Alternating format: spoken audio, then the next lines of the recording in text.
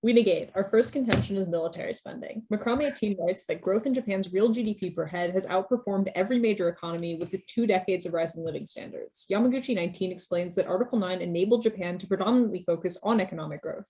However, by crowding out productive capital investment, Hiller 18 quantifies that a 1% increase in military spending decreases economic growth by 9%. Thus, Gunner 14 concludes that Japan's remilitarization may only distract it further from devising sustainable socioeconomic reforms necessary for what it needs to expand. Critically, Japanese growth avoids global depression and conflict. Also, No 9 concludes that if Japan's economy collapses, supply chains across the globe will be affected. Asian nations may turn to authoritarian powers to limit the damage.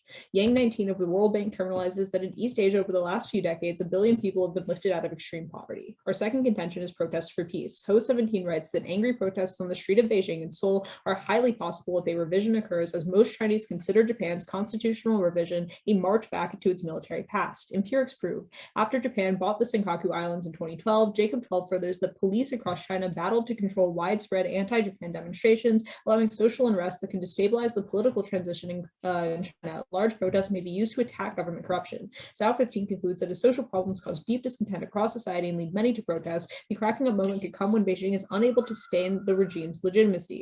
Instability goes nuclear. Story 13 concludes that political disintegration or a fragmented China could result in a nuclear weapon falling into the hands of irresponsible local leaders and pose a threat to the world. Our third contention is the Kuril conflict. Williams 22 finds that the Kuril Islands have been a point of controversy between Japan and Russia for decades. Moscow took control of the islands after World War II. In recent years, the Japanese government had refrained from referring to the islands as its territories in order to avoid upsetting the Russian government.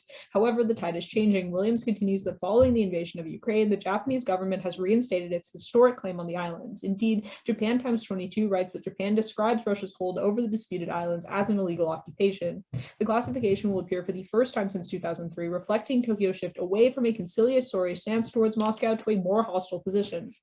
If a conflict were to begin over the Kurils, Russia has everything to lose. Vukovic 20 finds that even indications that the Kremlin was willing to discuss the status of conquered islets were seen by Russian nationalists as treason, particularly the Kuril Islands. Recent constitutional changes in Russia suggest this view has only hardened. The new Russian constitution includes a ban on any alienation of Russian territories. This precludes the return of even 1 square meter of Russian territory to Japan. Indeed, Vukovic concludes that a potential return of the Kurils to Japan would be interpreted as a clear sign of Russian weakness, which would result in a serious political crisis leading to a breakup of the Russian Federation.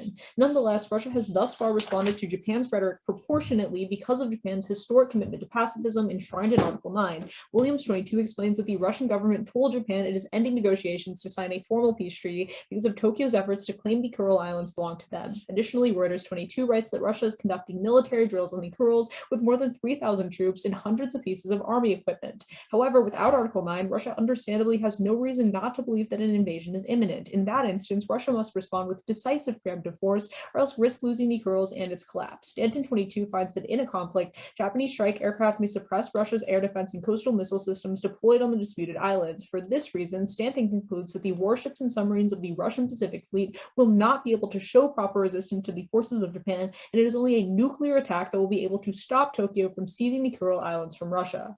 This confrontation would be devastating. Rosa 22 finds that if even a small nuclear war were to break out, tens of millions of people would die after the initial blasts. Nuclear winter would destroy crops all over the planet and plunge billions into famine. This leads to extinction. Star 15 writes that a nuclear war would be a mass extinction event that ends human history. Any nuclear war fought with even a fraction of the operational and deployed nuclear arsenals would leave the Earth essentially uninhabitable. Thus we negate. Okay, Ishan's sending the case, and then once y'all get it, I'll start. Yeah, and make sure to have your mics turned off if judges and competitors.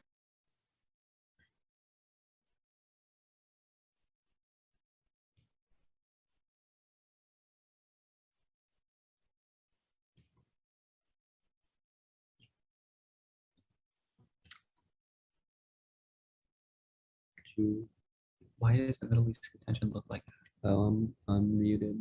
Oh, You're sending the Spoiler. case right now, though. Yeah.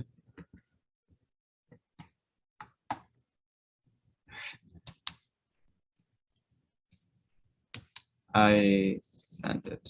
Okay, the case has been sent. Whenever y'all get it and are ready, I will start.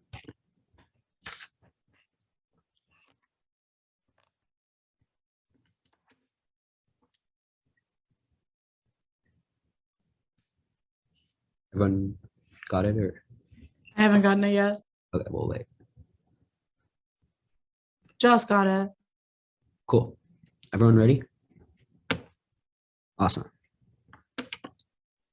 We affirm contention one is missile defense. Currently, Siparla 22 of the Diplomat writes that a record-setting number of launches has sparked fresh fears in North Korea that North Korea is reaching the final stage of missile development and preparing an attack on the United States and its allies. Thus, James 17 of the LSE concludes North Korea's inability to reliably vet arms and a policy of confrontation implies that North Korean nuclear first strike on the U.S. is statistically inevitable. Beyond allowing Japan to use its current missile defenses, affirming will develop a new system to neutralize the threat. Herman 16 of the Hudson confirms Japan has anti-missile systems, yet these are designed to hit a missile during its final phase. Destroying the missile in boost phase is the slowest phase of its flight.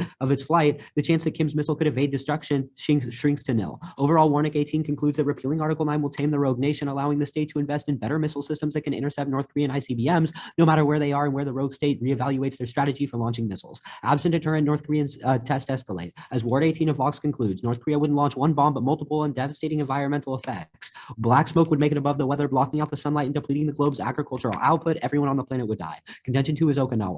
After invading Okinawa in 1945, Yomini 18 explains that the U.S. took land, created bases, and imposed a new constitution that took away Japan's right to have an offensive military. Hence the word, the U.S. would protect Japan with bases. Thankfully, the constitutional revision would resolve the Okinawa issue, as Bandao 10 confirms so long as Tokyo requests American military protection, it cannot easily reject Washington's request for bases. Thus, Okinawa must advocate for defense independence. Affirming is crucial, as Bandao 16 confirms. As American forces returned home, Okinawa's bases would empty. Phasing out troops quickly is critical, as America plans to expand ecologically catastrophic bases. Yomini 18 confirms Japan will resume its landfills the landfills with concrete if built. There will be no reversing damage to ocean life. The marine habitat of Henko is second to the Great Barrier Reef in biodiversity. The base will destroy planetary life. As Esther 19 concludes, with the Hanoko base exploding into Ora Bay, extinction is in the cards. Coral reefs and our rainforests out of the sea, but Hanoko could be on its last legs. The destruction is pushing human survival past the point of no return. Hanoko could send shockwaves throughout the world's ecosystem. Contention 3 is the Middle East, and subpoint A is the Strait of Hormuz.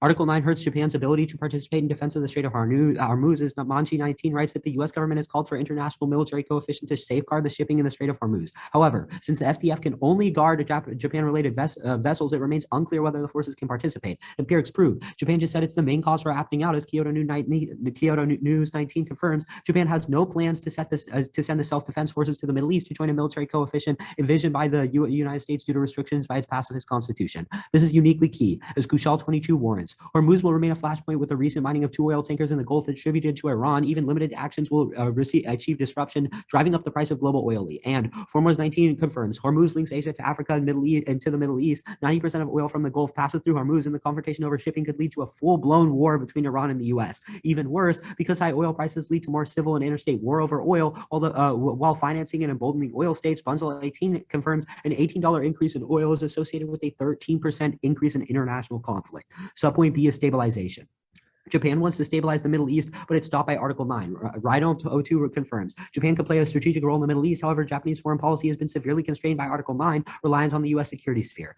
Specifically, an independent Japan would serve as a unique force for peace, as Wagner 13 confirms. Japan, holding unique, maintains cooperative ties with both Israel and Iran. Japan wields considerable economic influence with no historical baggage in the Middle East, a force for peace and stability. Extending Japanese diplomacy is uniquely key. As the USIP in 2022 explains, Iran will continue to project power in neighboring states, leveraging its expanding nuclear program, proxy forces, and military sales to advance its goal, locked in existential struggle with the U.S. Any escalation would be devastating. As Avery 13 terminalizes, an attack on Iran would escalate into a large-scale war. Russia and China might be drawn in, nuclear weapons would be used either intentionally or by accident, and global famine would result. It would destroy civilization. Thus, we affirm. All right, are you ready for cross? Yeah. Sounds good. Can I take the first question? Yeah. So just to clarify, your first argument is that Japan would use new missile systems as a tool to deter North Korea. Well, it's more that they have the ability to, but yes, also That's good. You can yeah, go it's on. just they have the ability to shoot it down.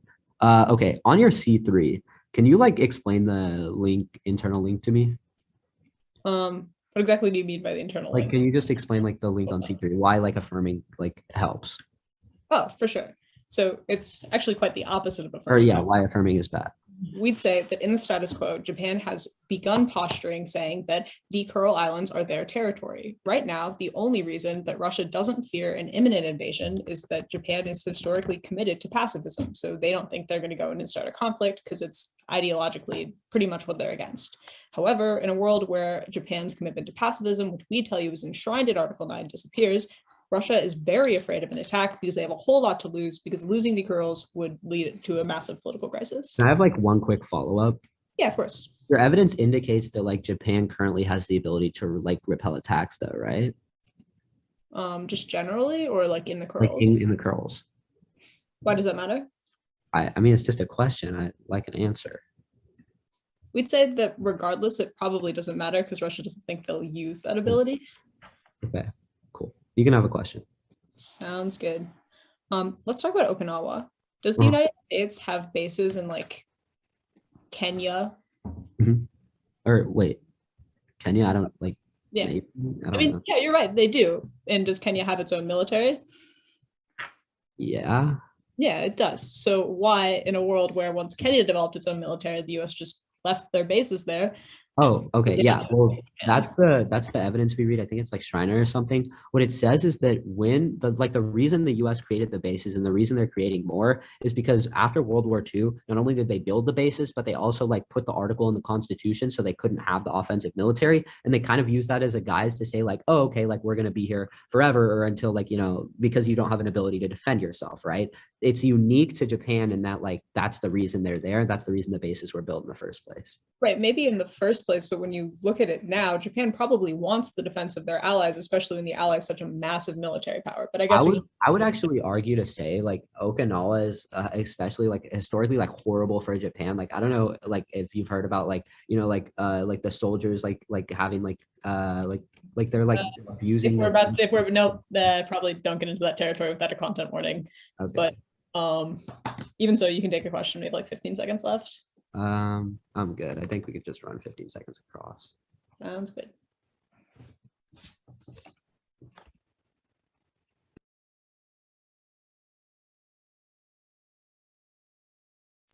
Okay. Pulling up a timer, and then I'll run a little bit of prep. Starting now.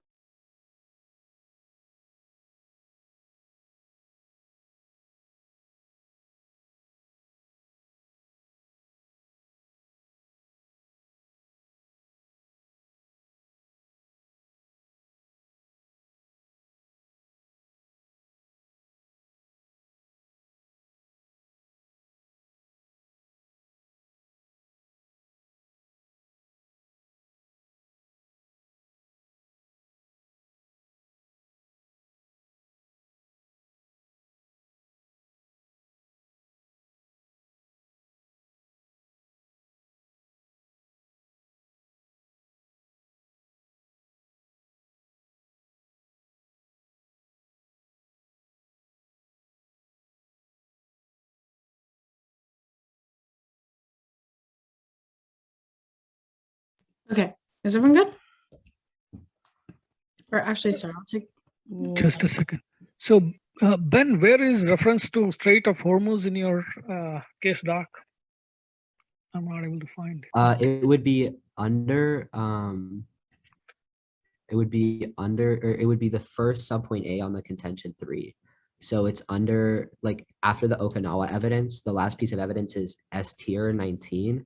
Under that is the Strait of Hormuz. On the email, there should be a part that says view entire message at the that very was- bottom, right next to where it says messages clipped. Got it. Yeah. Oh, Is- okay. View entire. Yeah. I think that is the problem. Got it. Thank you. Thanks, Alec. Okay. New sheet. And then gonna go to the after that. All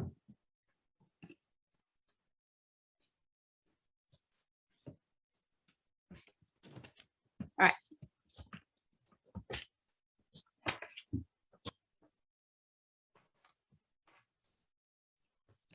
Let me know when everybody is ready. Okay. Okay, starting on your sheet. The app's sorry, start over. I was on the wrong doc. Okay.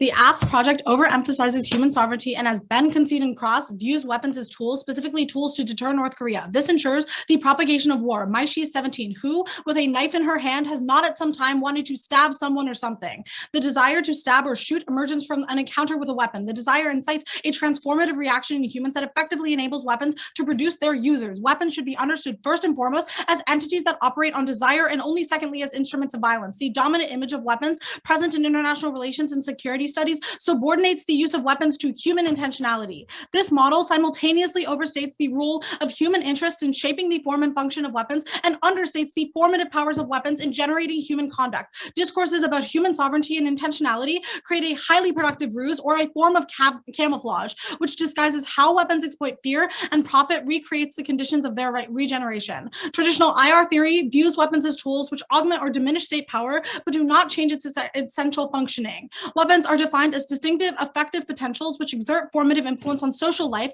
rather than passive instruments of violence. Weapons do not merely impact human calculations or facilitate political violence, but actively contribute to the production of subjectivity and security and warfare. By forming new forms of desire, weapons also produce their users. Weapons alter operations of thought by introducing new possibilities that change human design, strategies, and aspirations. The affirmative mistheorizes security through human agency. This obfuscates the desire and drive to conflict created simply by possessing weapons. Mitchell 16. Critical infrastructure should not be treated merely as instrumental tools for maintaining the stability of society, but also as beings that disrupt its smooth function by breaking down, stopping, seeking, leaking, or otherwise malfunctioning. Humans are not the only agents in security. A variety of non-humans contribute to its conditions and the forms it takes. This creates a martial gaze that funnels warfare through an anthropocentric lens for scenario planning. Techniques of war premised on domination and control via arms regulation intensifies violent global expansion doomed to failure. Grove 19. Abstract machines and their concrete actualizations have taken on a life of their own. Wars are now being waged as laboratories for the development of weapons. The development of the next logistics breakthrough has become a whole purpose of war through its recursive relationship with the advancement of technique. This cycle leads to extinction. Randall 14, militarism is thoroughly entrenched in international relations as national economies are increasingly dominated by military expenditures. The sheer magnitude of armaments and weapons distributed around the planet forecasts a violent future. We have greatly expanded the scope of militarism and further institutionalized its destructive dominance. Invariably, if left unchecked, perpetual warfare seems poised to push humankind to the brink. The critique is the alternative. Tracing the resistance of the object ruptures subject-oriented philosophy. Harmon 12, what object-oriented philosophy hopes to author is not a method, but a counter method. Instead of dissolving a text upward into its readings or downward into its cultural elements, we should focus specifically on how it resists such dissolution. The role of your ballot is to decide between two conceptions of reality. One where you acknowledge the influence of weapons over the people who constructed them, and one where their influence is neglected, begetting the infinite violence of the war machine. Go to the F. At the top of the C1, they read no actual uniqueness that North Korea is about to invade. In fact, the only thing they say is that North Korea is posturing. That is not sufficient to win their link. In fact, the Martin 10 evidence indicates that exactly the opposite is true. Oh, sorry, I took Martin. That exactly the opposite and true, and instead militarizing makes war with North Korea more likely. Martin 10 of the Global Post writes that the U.S. is thumbing its nose at Kim by encouraging its neighbors to stand up to him, and that would likely backfire. Increasing tensions would bolster the regime internally while driving closer to the embrace of China, triggering a massive arms race and tempting countries to step over the nuclear threshold. Go to the C2 on Okinawa. First, as Sophia alludes to in Crossfire, the U.S. will keep its bases in the country even after they leave. They assert that they will become empty just because it's politically unpopular in Japan. They seem to misunderstand that it is the fundamental right of the U.S. to keep their bases in the countries because they constructed them even after they stopped supplying all of Japan's military. Go to the C3 on the Middle East. We say that Japan losing their pacifism makes them a less effective mediator and person in the Middle East. That's because they're seen as any other U.S. ally that's dogmatically militaristic, and they're not respected in the region. Easy neck. Half. Yeah, neck. Can we get the K? Yeah, cards and stuff. Cards or rhetoric or both? Both. Yeah, but Okay. Wait, unmute. Are the cards different from the rhetoric? No. Rhetoric, I just can't read off cut cards, so I put it in paragraph format for myself.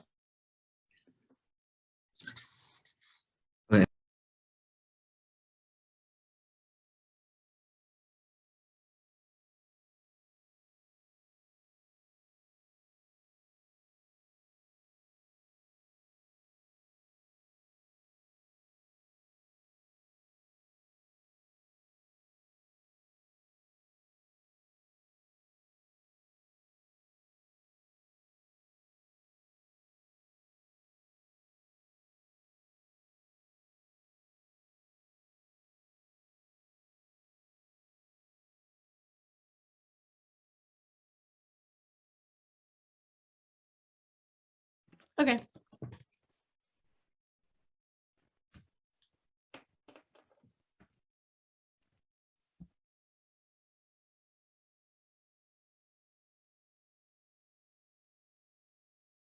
All right, I'll let you know when we get it.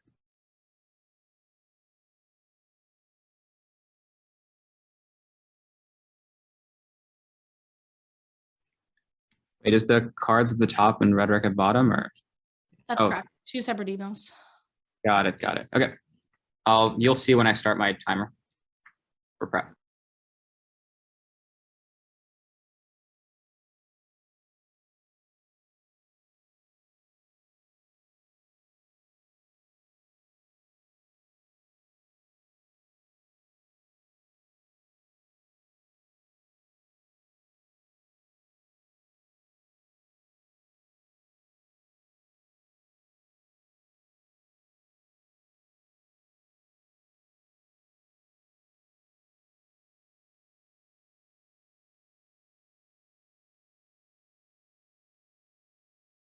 Okay, that was 30 seconds.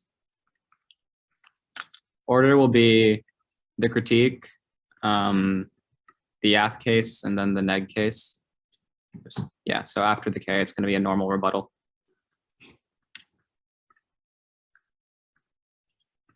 Okay, yeah. All right. On the critique, first, they have read no reasons why them reading the K does anything to solve out-of-round violence. We'd argue that discourse is not shaped by debate rounds because it's determined by wins and losses and co-opted by things like trophies and accomplishments. Even then, we'd argue they link harder into the K. They literally read a term about arms racing on our first contention, and for the Kuril Islands and how Russia is going to use nuclear weapons. They are using weapons as a tool to win your ballot on this substantive debate. They should have just gone all in for the K when they first read it, or they should have not responded to our case if they really believe that weapons is a tool should not be considered. That said, we'd argue that our discourse is actually good because, first of all, if we prove that our threats are tangible, then stopping them is good. It prevents extinction. They impact this extinction too. So whoever solves extinction best just terminally links better to the K. Remember, that's the impact of the K. So if we prove a better link, we win. 2, make them contextualize the link specific to the app. Make them prove what North Korea specifically deterring adversaries via Japan, building up their own capabilities, does specifically to worsen the problem. 2, their own evidence concedes that it is largely inevitable militarism is ingrained. So you can't reverse that with North Korea, with Japan developing their own capabilities. And 3, we'd argue them saying Japan can't have weapons is obviously on net worth because that was a post-U.S. colonialist policy. So saying Japan should have their own weapons is sort of self-empowerment for a country that has been colonialized and disguised by the West, which is more important because it allows for self-independence and allows the U.S. to not determine global politics, which we argue is a bigger impact to their K, because when the U.S. is the one determining what weapons are good, what weapons are bad, that obviously is worse for the global world order and worse for peace because other countries have no say in the process. If we prove our links to be true, then you should vote for us. That said, the role of the ballot should be to determine who best proves consequences or benefits of voting affirmative or negative in the post-fiat world. A, predictability. We can't predict their K and non-topical stuff, so you should vote for who best topically engages. And B, it allows for the best clash. And C, everything in debate collapses down to topicality because that's the way we export education, and people have historically done things in debate and projects via learning about topics that enable them to solve things in the real world. Our link is just more specific because all our arguments are topical. Let's go to the app. At the top on contention 1, they say it's just posturing. Our evidence says it's, quote, statistically inevitable, and that North Korea is doing more tests right now. They say it leads to arms racing without actually contesting the uniqueness. And also, we'd argue that arms races don't necessarily culminate in war because there's mutually assured destruction. The thing is that North Korea wants to launch a strike because they are testing missiles and they hate the U.S. in that regard. They've also conceded the link. On Okinawa, they say the U.S. keeps their bases there. They've conceded our evidence, which indicates that if the Japan were to revise Article 9, they no longer have the political ability to keep their bases in Okinawa without getting shunned. On contention 3, they say it becomes more less of a mediator without any warrant whatsoever. Just because Japan isn't pacifist doesn't mean they can't mediate. For example, they can do things in the Strait of Hormuz like guard vessels and guard ships and also directly intervene. As long as they're not English speaking, that's uniquely good for peace. Again, they've read no evidence on this. We did. It's a pretty simple comparative. Let's go to their case. On military spending, turnip military spending is key to growth. 2 warrants. A, sales. Meet 16 rights in Japan, where military budgets were long cramped by pacifism, and accelerating cascade of new Japanese military tech is can drive a future economic revival, making it a more attractive partner. B, spending. OSMA 20 finds rise in military spending tend to enlarge profits and enhance aggregate output. The impact is silly. There's no reason why Japan is key to the globe and why decreased economic growth turns into the increased authoritarianism and empirically to serve an 08 recession, e.g. On their second contention about protest fees, revision doesn't broke adversaries. A is through proactive pacifism. Lin 19 explains Japan's goal of amendment is not to initiate a power struggle. If Article 9 were amended, Tokyo would retain a pacifist subclause. This also responds to their next contention because Japan is still pacifist at heart. But B is through the Goldilocks zone. Actually, if 13 explains for Japan, limited militarization enough to have some power projection capabilities, but not enough to invade neighbors would be reasonable. Again, response to their third contention. 2, their empirics are egregious. Citizens in China and South Korea have protested over dozens of problems.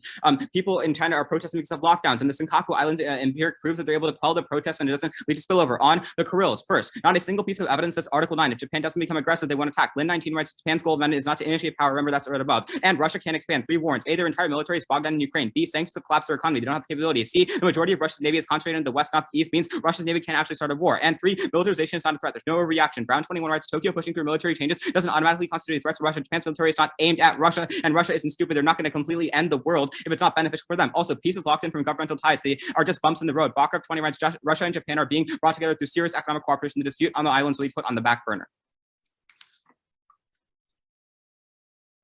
Talk, please. Okay.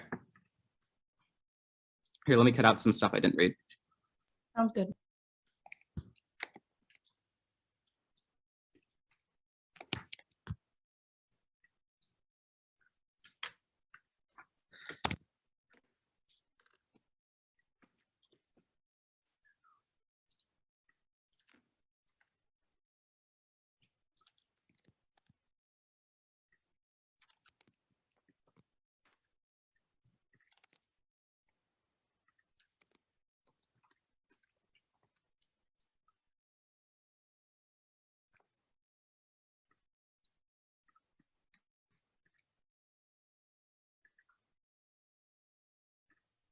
Okay, sent.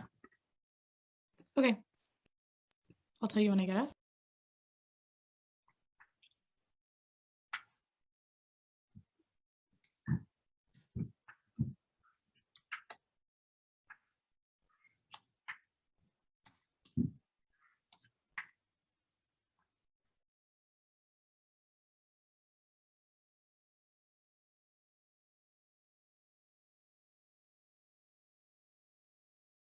Has it come through for anyone else? Okay, I just got it.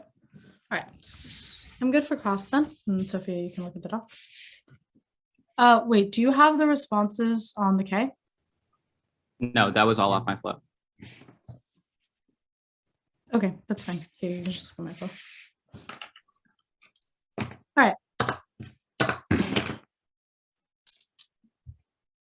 Yeah. All right, y'all spoke first, so take it away. All right. Let's talk about the idea that like arms racing is also a link to the K. So is it the same to say that someone should get weapons because of X or Y reason and that they are a tool, to say that like there is an arms race because weapons have created desires in those countries? Do you understand what I mean? Yeah, I mean, I think so. But like you're using weapons and tools and arms racing and military buildups to win a debate round, no? So the argument is not that we can't talk about weapons. It's that we reconceptualize how weapons shape human desires. So basically, sorry, can I just finish? Yeah, go ahead.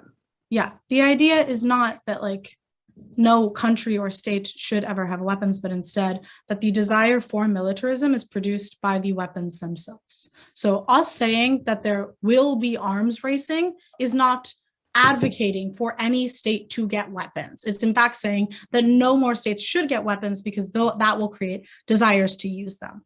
But you can take a question. Okay, I guess we can talk more about the K. Okay. So did you put emphasis on the K and OK for, again? I didn't need to, I guess that's just our talk.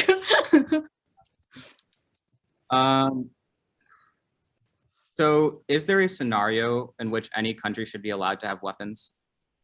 So again, our argument is not necessarily that no country should ever have weapons. Instead, that weapons should be reconceptualized before we advocate for more people getting them. So like we have to understand the beast before we can advocate for any more people getting it. Does that make sense? So our argument is not necessarily that we cut off all future paths to militarization, but instead that we have to understand the way that weapons create desires so that we can address that if other countries want to militarize in the future. Already understood it. Like, why does it require a vote for your K for like us to understand?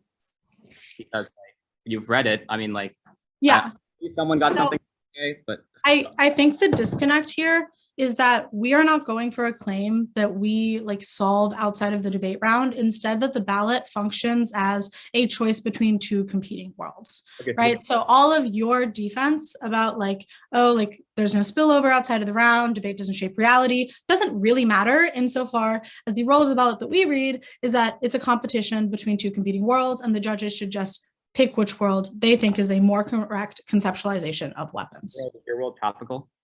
Sorry? Your world defend the resolution? Yeah. Okay. And so to clarify, just one more time for everyone, there are no out of round impacts? Yeah.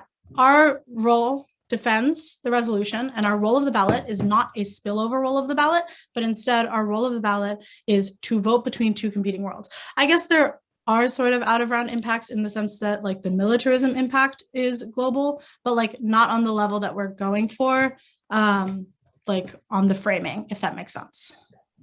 But I'm out of time. Okay. You want a question? Oh, that's time. Okay. Sophia, you want prep? Yeah. Okay, starting now.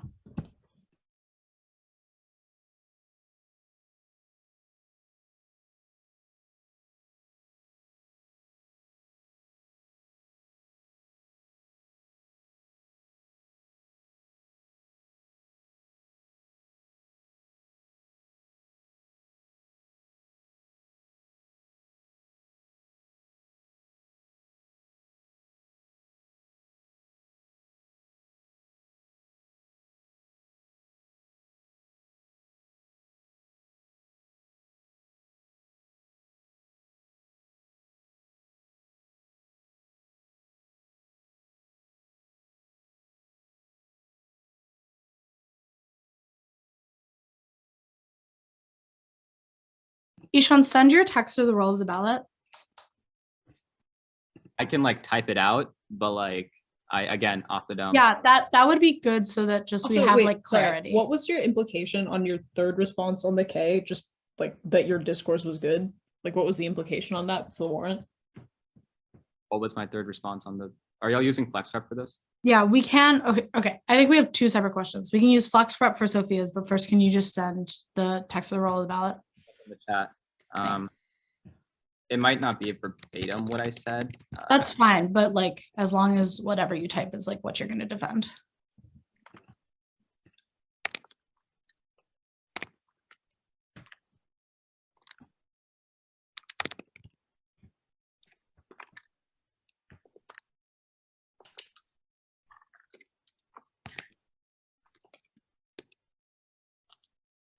Something along those lines. I don't know.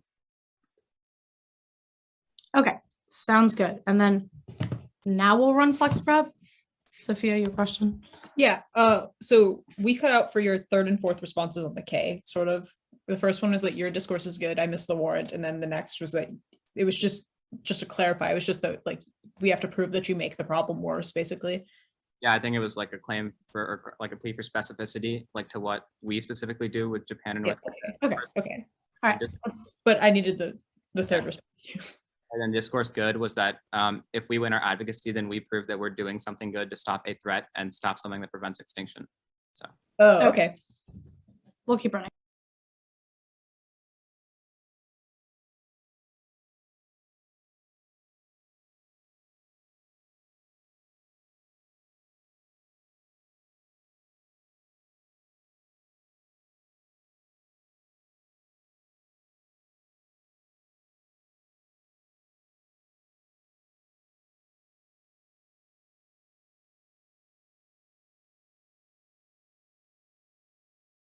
Okay. Is everyone ready? How much time's left? It was like, I think I have 10 seconds left. Okay. So it's gonna be the K and then maybe briefly your case. But is everyone ready? Sounds good. So on the K, our argument is really simple. The Meacham evidence tells you that weapons create desires within their users. Who with a gun in her hand has not had the desire to shoot someone? Grant tells you that because of this influence, we have seen a massive abounding of war throughout the world as more countries gather weapons. Randall tells you that this is entrenched militarism and weapons trade within society, which has led to near infinite conflict. Hartman gives you the alt very clearly. It tells you that you have to look at the way that weapons influence the desires of the people who hold them. Basically, tracing them ruptures the object or subject-oriented focus of the world and moves it to a more object-oriented direction. You are doing the praxis by tracing the way in which these weapons affected. Our role of the valid is very simple. You have to choose between which conception of reality is right. The conception of reality where you ignore the way in which weapons affect the people who are using them, and one where you actually acknowledge them and then can begin to trace the roots of war and violence. They read 6 responses. First, they tell you that there's no reason that discourse shapes reality. 1, we don't need to win that discourse shapes reality. We need to win that our conception of reality is better in this round specifically. 2, they tell you that they don't have a link and ours is worse because of the arms races. First, their link is very explicit in cross. They tell you that they conceptualize weapons specifically as tools to counter North Korea. 2, we are happy to concede that our weapons produce the conflicts in which we talk about. In fact, we A, probably trace those desires by reading the K in the first place, and B, we tell you that militarism happens specifically between Japan and Russia on our Kurils case because Japan is getting weapons, which means that the objects of the weapons are the ones causing this militarism. 3, they tell you that their discourse is good. 1, no, we tell you it's actually very bad because they are not proving yeah, my handwriting's too messy. They're not proving that, in fact, that Japan getting these weapons in the first place is ever solving a threat. We're telling you that the weapons are the thing that causes the threat in the first place. 4, they try to tell you that we have to prove specifically how they worsen the problem. I think we do pretty clearly. First, we tell you Japan gets the weapons, which creates the desire within the Japan as a whole in order to start new conflicts because the weapons are a field for creating themselves in the first place. And then you see that happening with North Korea. That's pretty in line with Catherine's response on their side of the flow, which tells you that it provokes a North Korean conflict. 5, they tell you that we can't say they say that Japan getting weapons is good because it leads to self-empowerment. 1, there's no implication off of that and why that's good. 2, we tell you that never happens because the United States is always going to have like a nuclear umbrella and so on. But 3, we tell you that Japan getting weapons leads to more conflict and worse situation for them overall. 6, they tell you on the roll of the ballot should be post-fiat. 1, our argument is both post-fiat and topical. 2, let's look at the 2 post-fiat implications. A, we tell you it's an indict on all of their evidence and thus their conflict scenario. You don't actually know what's going to happen because they don't actually take into account the way that the war works. And then B, we tell you that their case logic starts infinite war because per the Grinwald evidence, we see that war has become a new battleground for developing new weapons, which is how weapons reproduce themselves because they create desires. But then 3, they concede our role of the ballot, which is that it is a world comparison on the post-fiat level between what is actually the way in which you should view the world. We tell you that obviously it's going to be the one where you are not begetting the logic of the infinite war machine. At the end of the day, you are voting for a case where we actually trace the way in which these actors operate, as opposed to a basically blind assumption on their part that when Japan gets weapons, it actually leads to deterrence instead of like tracing the fact that the deterrence is needed because of the weapons.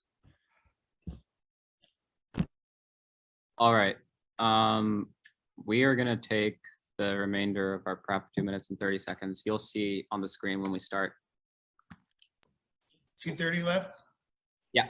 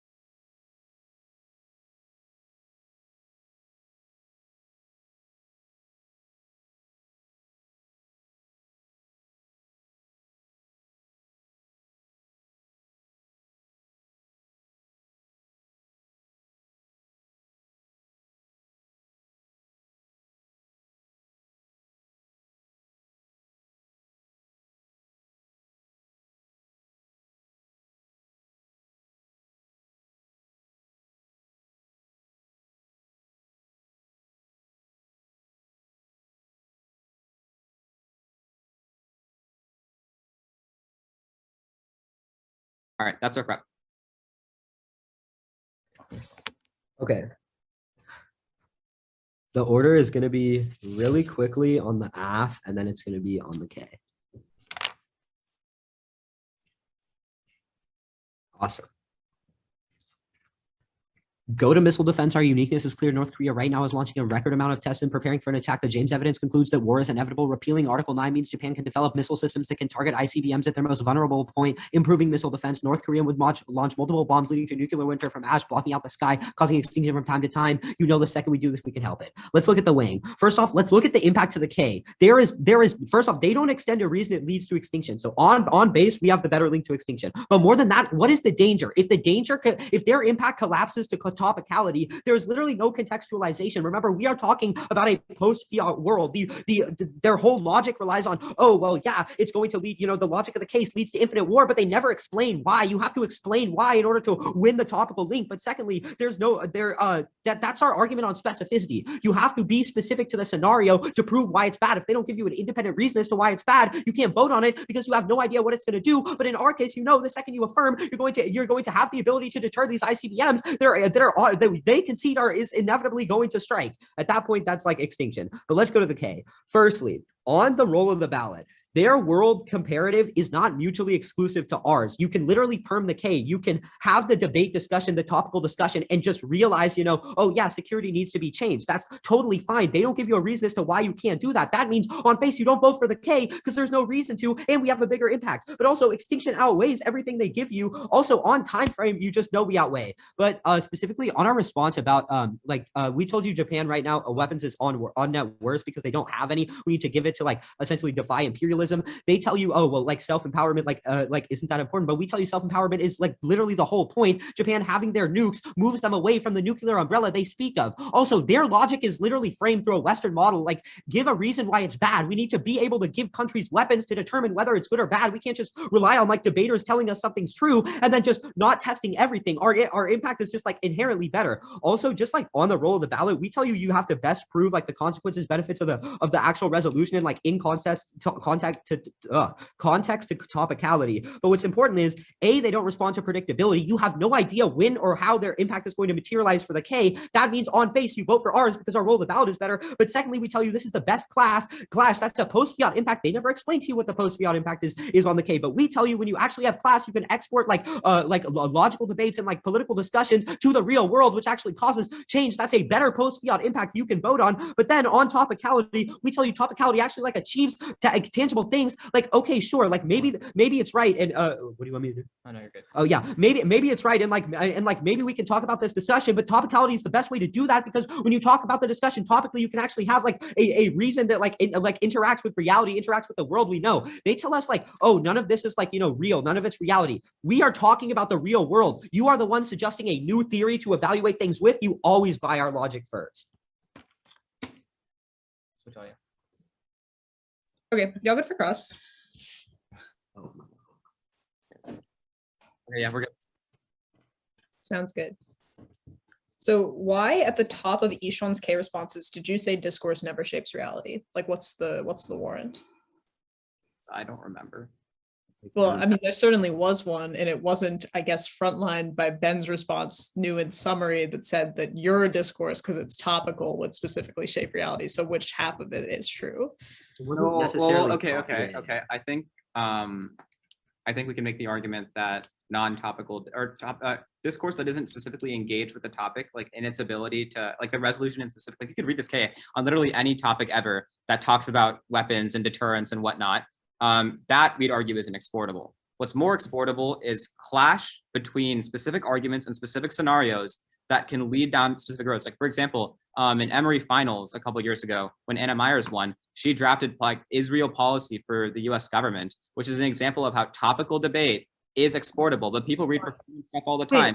Just because an argument is applicable to multiple topics doesn't mean that it isn't topical. Right. Our argument is fundamentally just it's like a turn on yours. We say that your evidence is probably bad, your scenario is probably bad and inaccurate because you conceptualize the world incorrectly. It's also just for the judges agreed upon that this is topical and post-fiat in the second crossfire and then conceded coming out of the first summary. So this is not the time to be having a topicality debate. question, but more importantly, I think you said our evidence is like probably, that's the problem. Like, what is wrong with our evidence? Like, can you point out something that's wrong with it? Yeah, I can. I think we did in speech pretty well. Here's the thing. You just read it What like your evidence conceptualizes, and particularly what you both conceptualize, conceded out of first crossfire, is that you view the weapons that Japan would gather as tools to engage in a certain conflict. Instead, how you should conceptualize the weapons as things creating desires, they're not simply tools, and instead they create the conflicts in the first place that you would have Japan enter into with the weapons. It's like, we've been explaining this the whole round, but you can take a question. We've been on this forever. Do you have one, Ben? I don't know. I don't want to keep asking questions about weapons and stuff. I don't know. The beast. Help us understand the beast. Yeah, the better. understand the belly of the beast. So what is the beast? Huh? The beast. What is What are the you talking about? like? I think in Crossfire you alluded to like understanding the beast. What is the beast? Did I? Yeah, I don't know what you're talking about, Ishan. it's like I was trying to like make sense of what was going on, and then No, it was Catherine at the end of your crossfire said like we need to understand the beast. yeah. So what is What the is the beast? beast? I don't remember what I was talking about. Can you give me any more context? Who's the problem? What's the problem? Yeah, Like what is? Is there a specific thing you can pinpoint?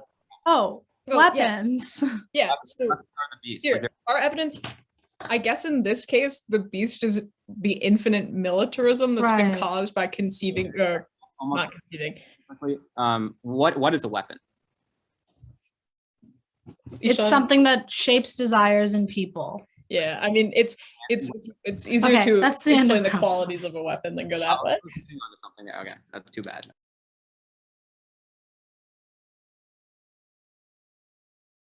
Okay. I think I have 10 seconds of prep. Let me pull up my clock and I will run it.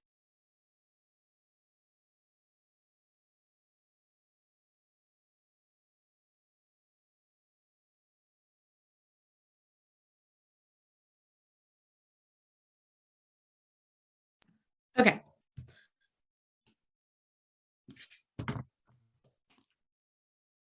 It's the K. All right. Start on the role of the ballot debate. I think we're two ships crossing in the night here. It's actually quite simple. Our role of the ballot do not preclude each other. We are both topical and substantive debate, which means that we meet their role of the ballot. However, our role of the ballot has still been conceded by them, that what this is a debate about two competing theorizations of the world. That means that the impact level of the debate does not matter. It just means which theory of the world you think is more correct is what you pick up.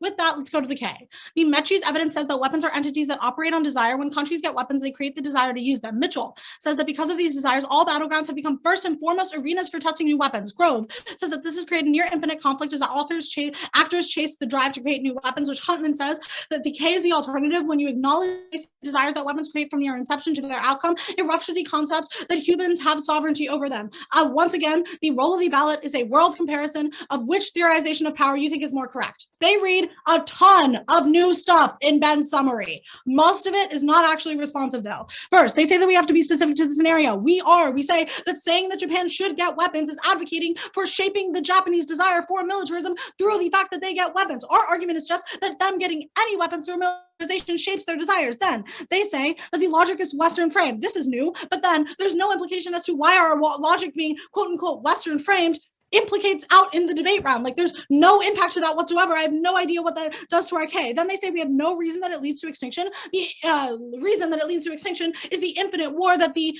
Grove evidence alludes to. That's in both of the link extensions. Then they read a new perm, which is pretty funny. A, it's new, but then B, they can't perm something that they violated. We are criticizing their rhetoric, and they say that we can like have a criticism of their rhetoric and say they can still win their case. Those two things are mutually exclusive. Then they say that they outweigh on prediction on extinction and time frame. Again, this they have conceded is a debate about two competing theorizations of the world. Don't let Ishon get up in second final focus and like fix all of Ben's mistakes from summary. This round is over.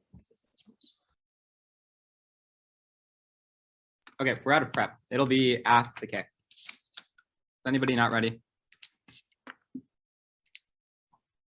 At this point in the round, everybody knows we're winning our contention. North Korea is launching a record amount of tests and is preparing for an attack that James Evans indicates that war is inevitable. Repealing Article 9 means Japan can develop missile systems that target ICBMs at their most vulnerable points, improving missile defense. North Korea would launch multiple bombs, leading to a nuclear winter from ash blocking out the sky, causing extinction from famine. The first thing I want you to ask yourself is, what is a theorization of worlds? What we are doing in this debate is both reading impacts and both reading things we think exist in the world. Their impact to their theorization of the world is extinction. The impact to our theorization of the world is extinction. If we prove that we outweigh on time frame, we win. And this is where the specificity call comes in. They have not explained when this leads to a sort of reproduction of militarism that specifically revising Article 9 then leads and culminates into extinction, whereas we have read a specific scenario that war is inevitable and on the brink right now, which is why you need to give them weapons. This is where the theorization of the world comes in. Again, it all collapses and boils down to something and what values you hold. That said, go to the response about them framing it through a Western perspective. Realize that Japan has historically been imperialized by the West, and them having weapons is a method of self-empowerment. They say that this is new. No, it wasn't. And also the impact to it being Western framed is that we cannot test if their discourse is good or not. We should allow countries to have weapons, allow them to develop their own systems, and then see whether it is good. Because they just want the US to dictate what happens around the world, be the world policeman, and say, you have weapons. No, you can't have weapons. This is all a bad idea. We should do it. If you want the best of both worlds, you should be able to allow countries like Japan, who have been imperialized, to have their own weapons, and then determine whether that is actually good or bad. The next argument we're going to go for is the argument about specificity. They say that our logic applies to Japan, but once again, how, what, when, how? I don't want to say who, what, when, where, why, but seriously, who, what, when, where, why? How does Japan specifically revising Article 9 then lead to this reproduction of systems? If we prove that deterrence is something that happens, that is our theorization of the world. Our theorization of the world is that revising Article 9 is good and leads to positive impacts. Again, if there is no out-of-round impacts, it both collapses down to that. Under their roll of the ballot, we are winning, because once again, they have not clarified that for you. And lastly, if you can't explain this K back to us when you're thinking up your RFP, you should not vote for it. Obviously, this argument is silly, and just vote for the only actual topical argument in the round. Thank you. Yeah, good round, y'all. Good round, Good Strake. round. Thank you for judging, everyone. Yeah. Congratulations. I thought that this was a very close, vigorous debate, worthy of semis to TOC, most definitely. It was a 2-1 decision for the affirmative in this round. Would you like to go first? Yeah, so I squirreled. Let me go over the flow real quick. Ishan, you had a fun little ending there, you know? Don't vote for it if you can't explain it. It's a nice thing to do. The issue is I didn't understand it. So I'll go through the round. So substance, we don't need to worry about that, right? I'll just go through, I guess, each part. On specificity, no warrant as to why it matters or a reason I can't vote for the K. I just kind of get, oh, be specific. They can't show why it applies. They also do show why it applies. There's this new argument, there's this new way you frame it in final, which is like be direct with the country, which, I mean, doesn't really make sense because, I mean, their evidence is unique to humans, right? So I don't really know why it has to get unique to Japan. Also, it's answered. They give me the reason as to why it's talking about Japan. And I don't get a warrant as to why any of this matters. On this Japan self-employment stuff, like you call it offense, I don't really know how to vote on it, right? Like this is like a pseudo-colonialism K you just kind of throw in, but like, where, you know, it's like you kind of got to make the argument, my guys. And y'all know I'll mess with you. I like y'all, but like y'all gonna make these, y'all gonna actually make these arguments in tech rounds. Or I guess panel kind of, you know. You say Western model test, Ben, you just don't warrant that in summary. Ishan, yeah, that wasn't your warrant in final. No test, no implications, not really an explanation. I'm willing to buy that. Yeah, so big thing came down to a few things. Obviously, T and Perm's new. I don't really like that, but I think it's fine. The issue is they're right. You can't violate and engage, especially when it's world conception critiques, right? Like their critique is there's a relationship between the subject and object that goes both ways, right? So you kind of need to put a pause so that the subject isn't re-influenced by I don't know if this is making any sense to y'all, but basically you got to take off your tainted glasses before you can see what the world looks like and try to make judgments off of it, right? That's kind of what the critique is. So Perm, I don't really know how to go with that. Ishan, you do this nice stuff in final where you're like, well, they're talking about world conception. Well, we're conceiving of a world where we do this. It's like, it's a nice wordplay, but like, I think, it doesn't really respond to the argument. Yeah, outweighing just does not matter on world conception. I don't really know why that was that big of a thing. Predictability and clash are fun. The issue is like there's never a warrant ever read. I don't know what predictability is in this round. Like quite literally what I get in rebuttal is vote on predictability. It's like good, I guess. And then also clash. That was literally, I just got vote on clash. And then you just moved on to topicality good. They met, no response to any of that. Predictability and clash stuff doesn't really matter at the end for me. I guess that wasn't really a final concern.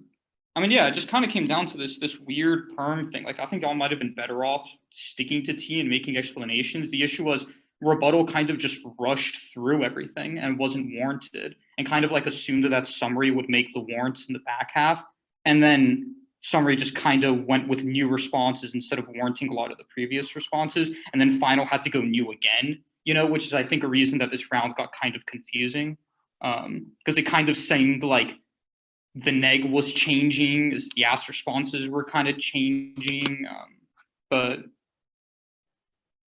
yeah, I think the perm probably should have came earlier, and you can do that. Colonialism could have been spread out a little, probably carded it or something, or implicated it, give some discourse analysis.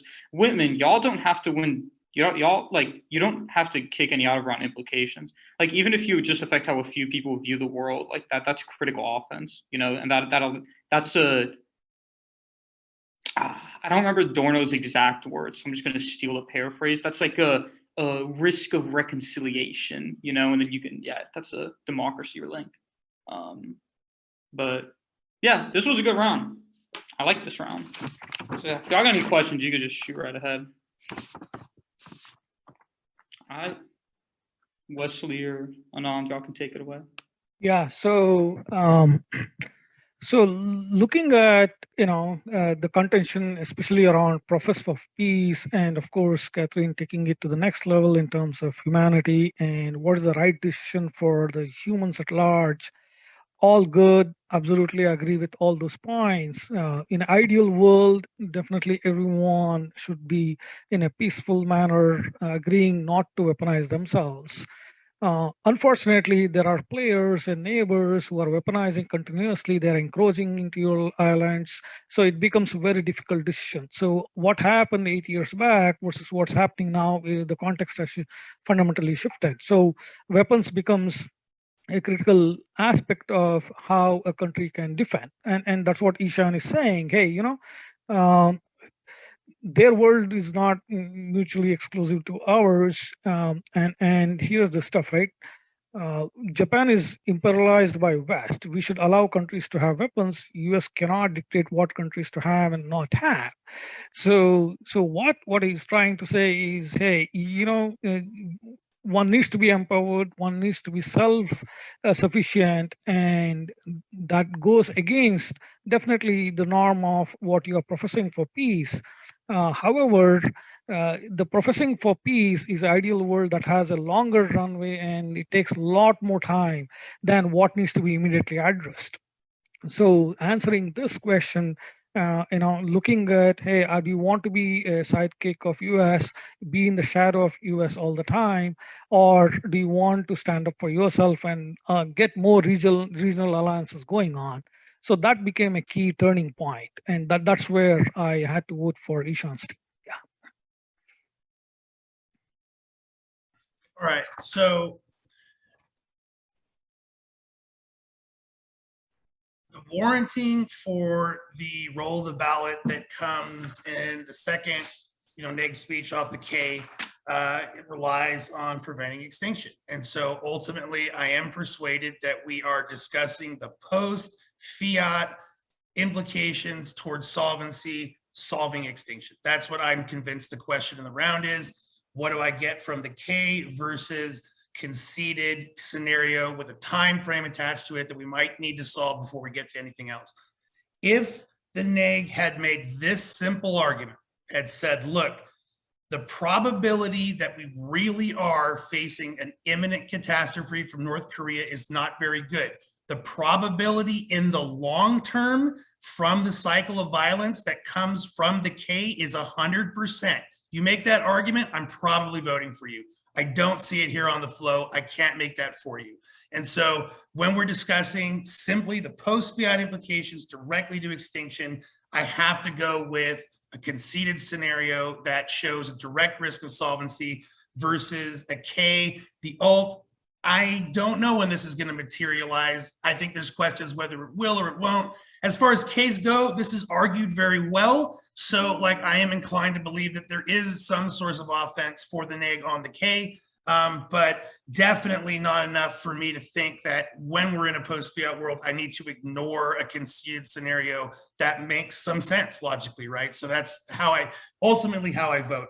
Things that I think needed to happen were, I don't understand, why you're just sort of like letting them run this K in the new summary without like any sort of like theory objections, at least to cause movement for them, right? Like if this really was their advocacy, if like the weapons themselves holding on to them, that's the root cause that's going to lead to everything demising. Why isn't this in their first speech then? Like if this is their fundamental advocacy, why isn't this this second speech should have been the first speech almost? Now, I think that they're going to be able to answer this. Like I'm fully confident that they have answers to this and being able to justify it. But what it does is it causes movement that can like be used in other places, right? So if like that would be a way to eventually answer that 100% probability from the cycle occurs argument, you know, had that been made in the final focus, like that'd be a way to answer that, or at least create movement to answer it back and forth. And then for the neg, I mean, really, that's the thing. Like it's, you usually with a critique, you know, that is what you're arguing is that, you know, yeah, we always get caught in the short term in all these scenarios and stuff when all we're doing along the way is marching ourselves down an inevitable path to extinction. And that's the certainty, like that's the probability in the long term that outweighs everything. We're talking about the same magnitude. So I think that just concentration on that. I think the larger strategic thing to go with that is case turns go with Ks, right? So you don't give up on case when you're running a K. So there's really no reason for the final focus to just yield on case there. It should have, there was tons of potential that could have been had there. There's also like half a dozen floating things from either side that I think are like distracting in the round that I have incredibly strong opinions about that I'm just gonna like ignore for the sake of like, you know, concentrating on what we're doing. And then just end with that. I think that I'm very comfortable with my decision and what I said there. And I do want to end with just this thought that this really was a good K debate. It's the best K debate that I've seen in public forum this year. So hats off to both sides. You really deserve that. So. Thank you, everyone. Thank you. Thank you all so much. Is it all right if I ask a question real quick? Please do. Okay. So the way I tried to explain weighing and final was that like since it was a worlds comparison, it was like more about theorizations than impacts. Did that argument need to like come earlier or be more clearly articulated? Or so what I wrote on my ballot is I am never given a compelling, clear reason why. Like, I'll just read what I wrote, right? So showing that the operation of the K as a theorization accesses post-fiat impacts to extinction in some manner that's different than the role-playing policymaker advocacy the AF has securing similar post-fiat impacts to extinction. And so the problem really ultimately comes down to your warranting being based on avoiding extinction. So like that puts you into a post-fiat situation. Now, had there been some reason why the theorization like operates differently, like it's solving something differently than the AF, you know, can never access it, which there's tons of potential for you to argue that, that would have given me a choice. I would have had to think about that. Like, does case outweigh the K or does the K outweigh the case? Like that simple argument takes place. I also do want to reiterate that I'm like the theorization arguments coming out of that. That's one of those like dozen things that I think were like distracting. That I didn't go down those roads. I think in what we understand in debate as like a theorization, like this just doesn't like match up to it. But I am still going with it only because I'm analyzing post-fiat impacts to extinction. Like that's what made it work. It wasn't because you sold me that the app is a theorization, like to make that clear. So. Okay, thank you. Thank you, everyone, and good Right, round, Ben thank and you. Nishan. Pleasure judging this panel. Pleasure judging this round. Take care. Thank you all. Peace out.